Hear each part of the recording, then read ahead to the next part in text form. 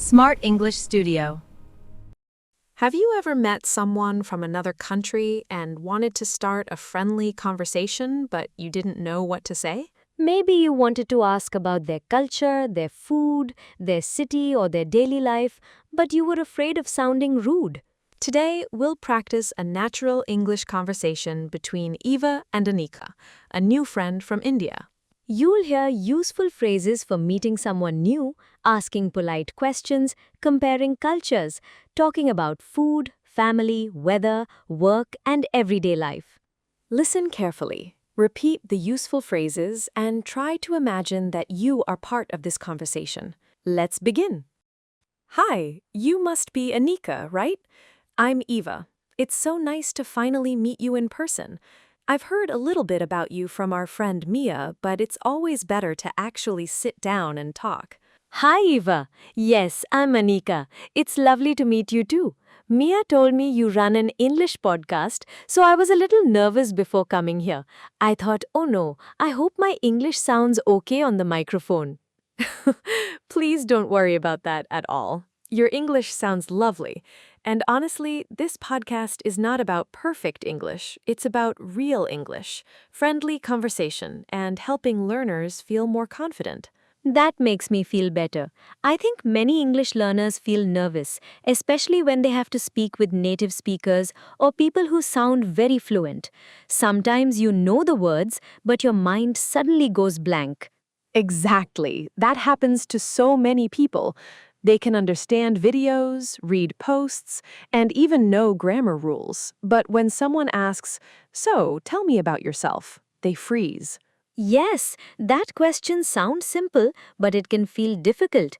You think, where do I start? Should I talk about my job, my country, my hobbies, my family? And then you start overthinking. That's a perfect topic for today, actually. Let's show our listeners how to start a warm conversation with someone new.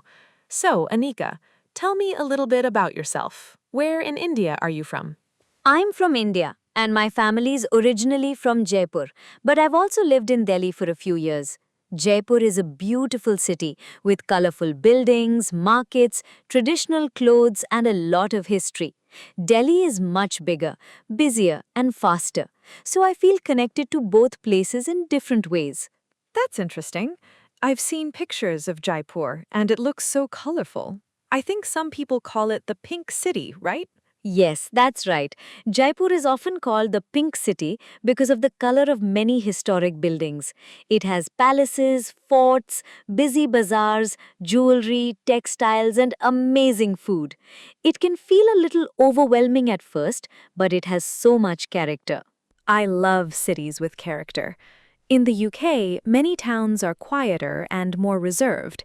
People often like calm streets, small cafes, parks, and old buildings.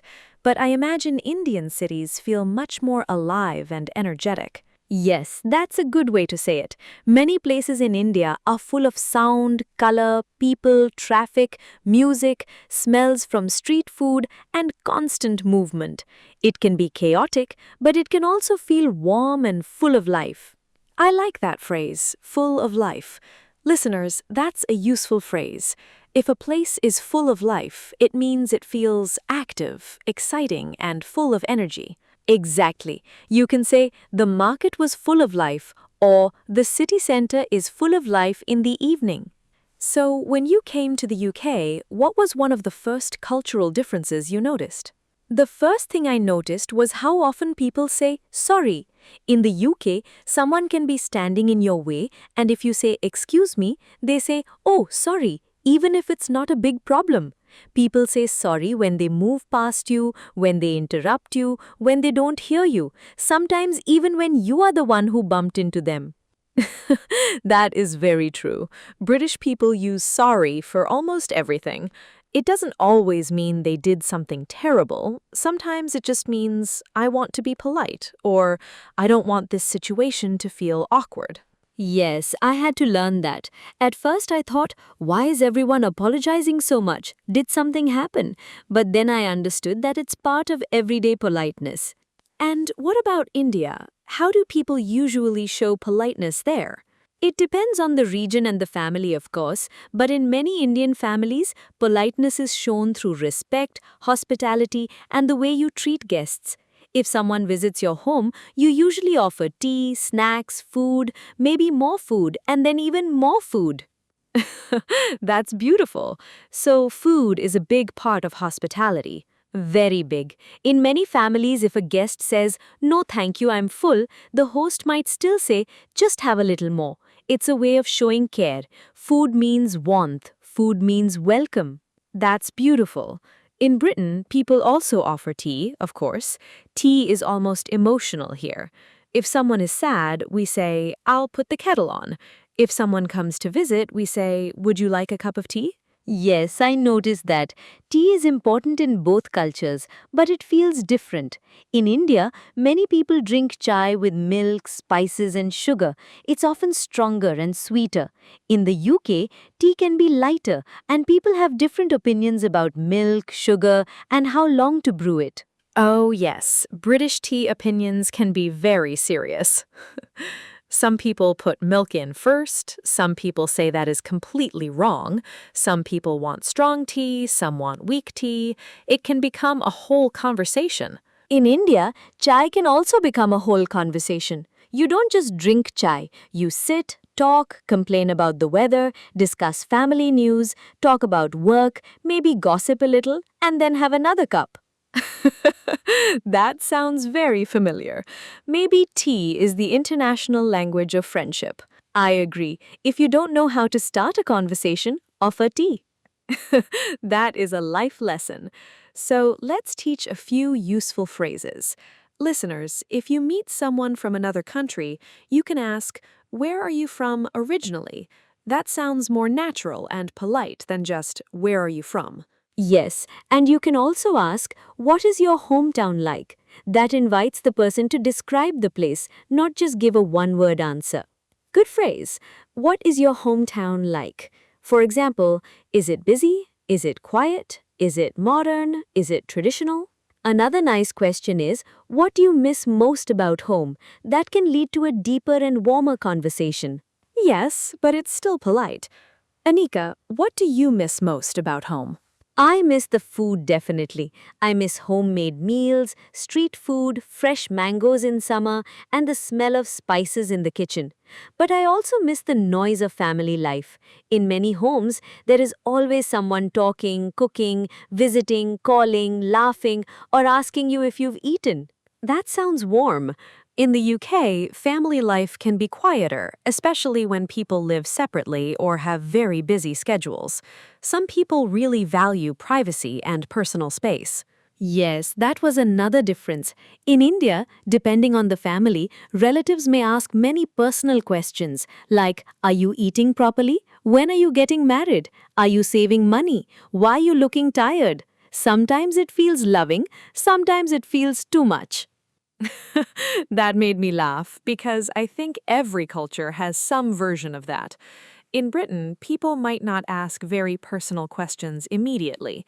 They often start with safe topics: the weather, work, weekend plans, traffic, or how busy the day has been. Yes, the weather. British people really talk about the weather. We do. It's not just a stereotype. Weather is a safe topic. If you don't know what to say, you can always say, "Lovely day, isn't it?" Or, "It's freezing today." Or, "I hope it doesn't rain later." In India, weather can also be a topic, but maybe in a different way.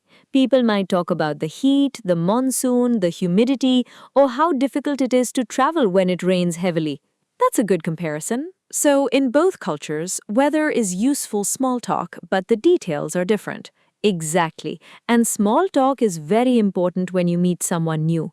Some learners think small talk is useless, but actually, it helps people feel comfortable before deeper conversation begins. That is so true. Small talk is like a bridge. It helps people move from "we are strangers" to "we can talk naturally." I like that. Small talk is a bridge. Let's practice. Imagine I'm meeting you for the first time at a language event. I could say, "Hi, I'm Eva. I don't think we've met before." And I could say, Hi, I'm Anika. Nice to meet you. I'm new here, so I'm still getting used to everything. Then I might ask, are you enjoying the event so far?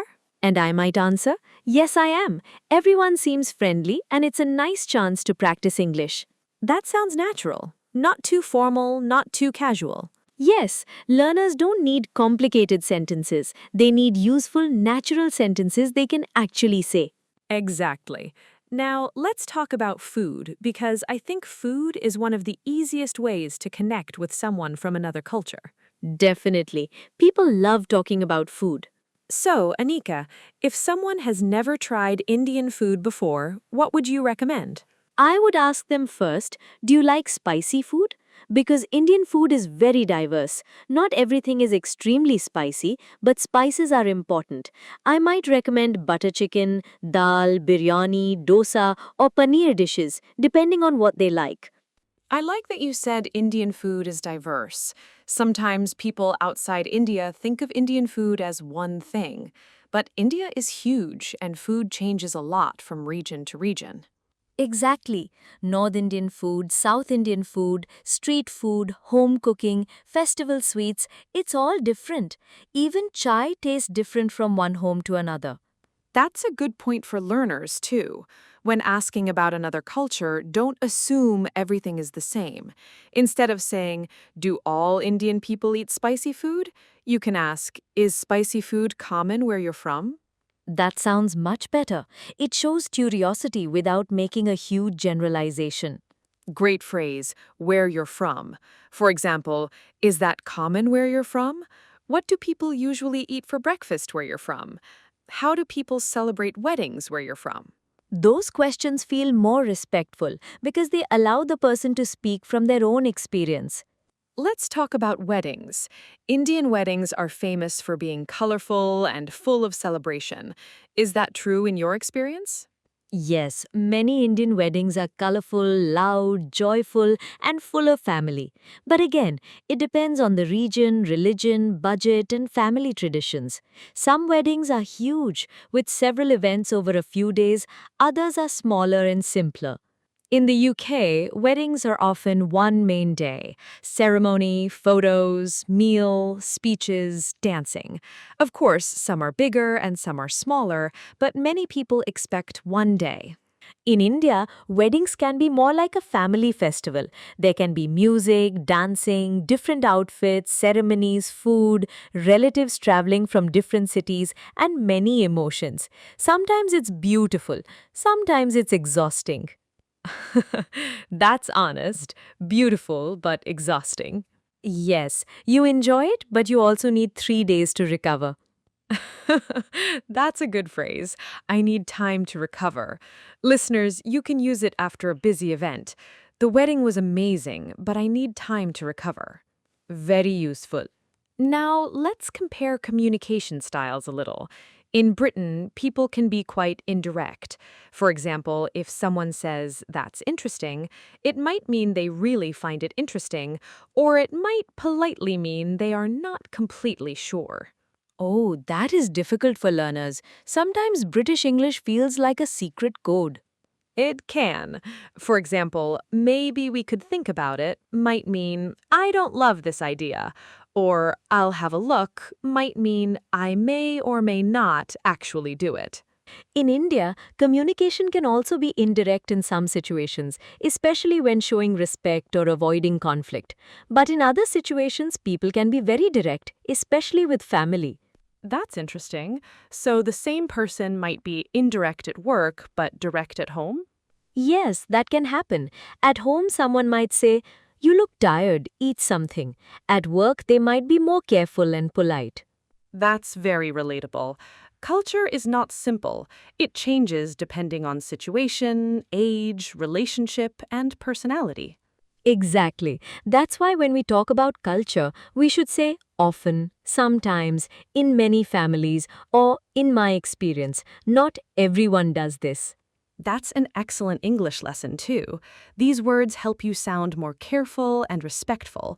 Often, usually, sometimes, in my experience, from what I've seen. For example, in my experience, people are very welcoming. Or in many families, food is a way to show love. Perfect. Now, let's talk about language. India has many languages, and English is often used in education, work, and communication between people from different regions. How does that feel? It's normal for many people to switch between languages. Someone might speak one language at home, another language with friends, Hindi or another regional language in public, and English at work or university. So many people are multilingual without even thinking about it. That's amazing. In the UK, many people grow up speaking mainly English, so they may not fully understand how much effort multilingual people make every day. Yes, switching languages can be natural, but it can also be tiring. Sometimes you know an idea perfectly in one language, but you can't find the same feeling in English. That's such an important point. Language is not just words, it carries emotion, humor, politeness, personality. Exactly. Sometimes I feel funnier in my own language. In English, I can be clear, but maybe not as quick with jokes. I think many learners feel that. They think, I'm not boring, I just can't express my full personality yet. Yes, that is exactly it. Learners need to remember your English level is not your intelligence, it's just your current tool. That is a beautiful sentence. Your English level is not your intelligence. It's just your current tool. And tools can improve with practice. Exactly. Now, let's make this practical. If someone wants to make a new friend from another country, what questions are safe and friendly? I would start with simple, open questions. For example, how long have you lived here? What brought you here? What do you like about this city? What do you miss about home? What kind of food do you recommend? Those are great. And what questions should people avoid at the beginning? Maybe avoid very personal questions too soon. For example, questions about money, marriage, religion, politics, or family pressure can feel uncomfortable if you don't know the person well. Yes, a good rule is start light, then go deeper if the other person seems comfortable. Exactly. Conversation is not an interview. It should feel natural. Let's do a short example. I'll ask you a friendly question and you answer naturally. Okay, let's do it. What do you like most about living here? I like how peaceful it can be. I enjoy walking in the park, visiting small cafes, and having quiet evenings. In India, I love the energy, but here I enjoy the calm. That's a lovely answer. Now I can continue. That makes sense. Do you ever miss the energy of India? Yes, especially during festivals. I miss the lights, the music, the food, and the feeling that everyone is celebrating together. Great. That feels like a real conversation. You listen, then you ask a follow-up question. Follow-up questions are very important. They show that you're really interested. Yes. Instead of jumping to a new topic, you can say, really? What was that like? Can you tell me more? How did that feel? Is that common where you're from? Those phrases make conversation flow. Now, let's talk about festivals. What Indian festival would you explain to someone who knows almost nothing about India? I might talk about Diwali because many people have heard of it. I would say Diwali is often called the festival of lights. Many people decorate their homes, light lamps, wear beautiful clothes, share sweets, visit family, and celebrate light over darkness. That sounds beautiful. In the UK, Christmas has some similar feelings. Lights, family, food, decorations, gifts, and sometimes too much preparation. Yes, there are similarities. Different festivals, different meanings, but both can bring people together. That's a nice comparison. It's better than saying one is better than the other. Yes, when comparing cultures, I like to say, it's different, but I can see a similar feeling. That sounds respectful. Good phrase. I can see a similar feeling. For example, the traditions are different, but I can see a similar feeling of family and celebration. Very useful. Now, Anika, what is something people misunderstand about India? Maybe people sometimes imagine India is only one thing, only spicy food, only Bollywood, only big weddings, only crowded streets. But India is many things at once. It can be modern and traditional, calm and chaotic, rich in history, and very fast changing. That's a strong answer, and it's useful for any country. No country is only one story. Exactly. People are different, cities are different, families are different. Even two neighbors can live very different lives. That's a great reminder. Now, let's bring the conversation back to English learning. What helped you become more confident speaking English? Honestly, speaking what kind people helped a lot. When someone listens patiently, you stop feeling judged. Also, I stopped trying to make perfect sentences every time. I started focusing on communication first. That is so important. Communication first, perfection later. Yes, if the other person understands you, that is already a success. Then you can improve your grammar, vocabulary, pronunciation, and natural phrases step by step. What advice would you give to someone who understands English but feels afraid to speak? Start with small conversations. Don't wait until you feel ready. Say simple things every day. How was your day? What are your plans? I'm still learning English, so please speak slowly. These simple sentences can open the door. I love that. These simple sentences can open the door. Listeners, you don't need advanced English to make a connection. You need courage, curiosity, and a few useful phrases. And a cup of tea. Always a cup of tea. Or chai. Or chai, even better. Now, I have a question for you, Eva. What do you think British people appreciate in conversation? Good question. I think many British people appreciate politeness, humor, and not being too pushy. They often like soft phrases. Instead of saying, give me tea, they say, could I have a cup of tea, please? Instead of, I disagree, they might say, I see what you mean, but I'm not sure. So, softer language is important. Yes, phrases like maybe, a bit, I think, I suppose, would you mind, and could you can make English sound more polite. That is useful. In international conversations, soft language can help you sound friendly even if your English is simple.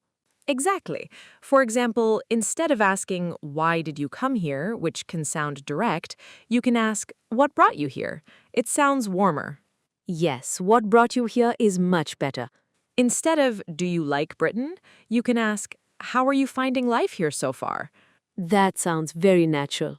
And instead of, is India poor or rich, which is too direct and uncomfortable, you can ask, what is life like in your city? Or, what do you wish more people knew about India? That is much more respectful. The way we ask matters. Exactly. A good question can make someone feel welcome. A bad question can make them feel like a stereotype. That's very true. Let's finish with a natural mini dialogue that learners can repeat. Imagine you meet someone from India at a cafe. Okay? Hi, I don't think we've met before. I'm Eva. Hi, I'm Anika. Nice to meet you. Nice to meet you too. Are you new here? Yes, quite new. I'm still getting used to the city. How are you finding it so far? I like it. It's quieter than I expected, but people have been friendly. That's good to hear. Where are you from originally? I'm from India. My family is from Jaipur, but I've also lived in Delhi. Oh, interesting. What is Jaipur like?